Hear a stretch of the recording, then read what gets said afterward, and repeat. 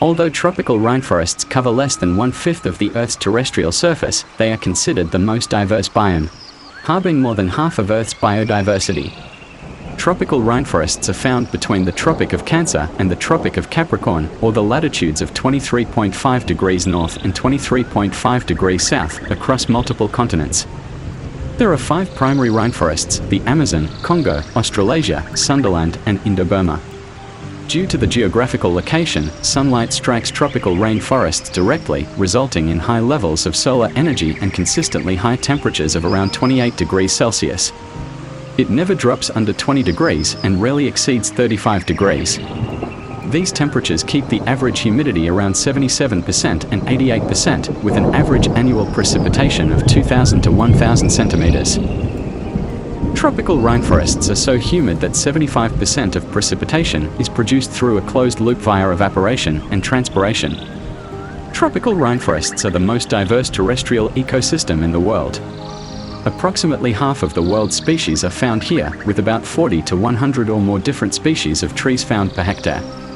Despite covering only about 18% of the Earth's total land area, tropical rainforests are home to 62% of global terrestrial vertebrate species, more than twice the number found in any other terrestrial biome on Earth. Most rainforests are wet deserts, formed in locations that normally cannot sustain much life. They receive very few inputs of nutrients from the outside, producing most nutrients themselves and acting like a closed-loop system and recycling the nutrients it has created. The biome is structured as a layered ecosystem with dense canopies of vegetation that form 3 different layers. The top layer, or canopy, contains giant trees that grow to heights of about 250 feet or more. Because much of the sunlight is blocked from lower layers, most of the organisms live in the branches of the trees that form the canopy. The middle layer, or understory, is made up of vines, smaller trees, ferns, and palms. They receive a very low level of sunlight and rainfall and are generally fairly hardy. The bottom layer or floor of the rainforest is covered with shrubbery, wet leaves, and leaf litter. This material decomposes rapidly due to the wet and warm conditions, sending nutrients back into the soil. There are 4 main equatorial regions that contain tropical rainforests. Despite each region having almost identical environmental conditions, they all support different species. The Amazon rainforest in Central and South America houses species such as the jaguar, poison arrow frog, anaconda, and sloth. In Africa, the Congo River Basin rainforest is habitat for endangered gorillas, chimpanzees, and other monkeys. The island of Madagascar off the coast of Africa is home to the lemur. Sundaland and Indo-Burma, which includes India, China, and Indonesia, is home to the critically endangered Siberian tiger and orangutan. This region is home to species such as the tree and rat kangaroo, platypus, and sugar glider. Throughout the entire range of where tropical rainforests are found, there are many endemic species. Poison dart frogs are found in Central and South America. The Sulawesi bear cuscus is endemic to the upper canopy of the lowland rainforests of Sulawesi. As the name suggests, Amazon river dolphins are found in the Amazon rainforest. A plant with no leaves, no roots, no stem, and the biggest flower in the world, the Rafflesia, is found in the rainforests of Indonesia. It is a jungle parasite that attaches itself to a host plant to obtain water and nutrients. Because tropical rainforests are so densely packed with different organisms, the competition for food, water, and space is fiercely competitive.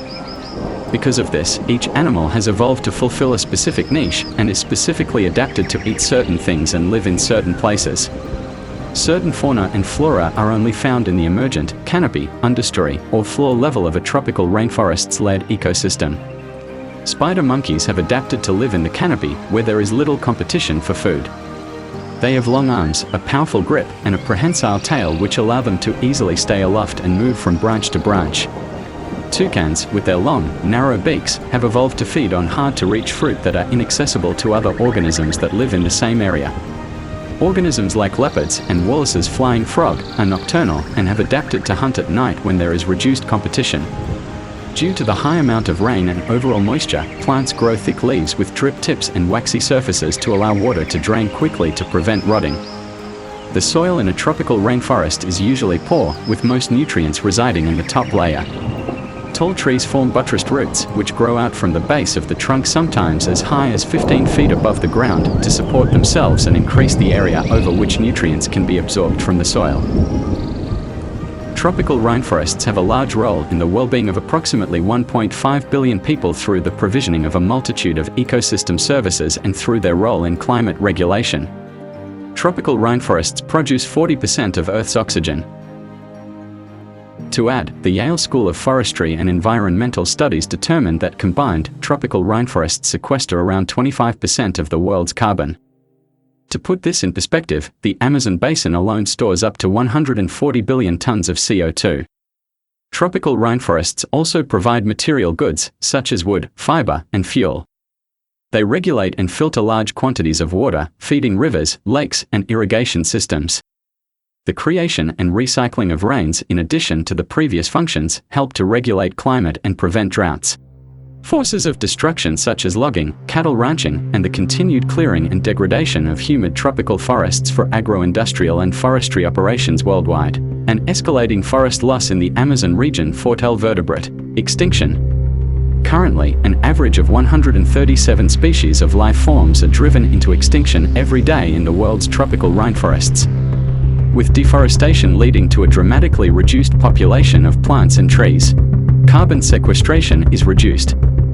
If the entire Amazon forest was destroyed, with all its carbon re-released into the atmosphere, it would be the equivalent of emitting 140 years of human-induced carbon emissions.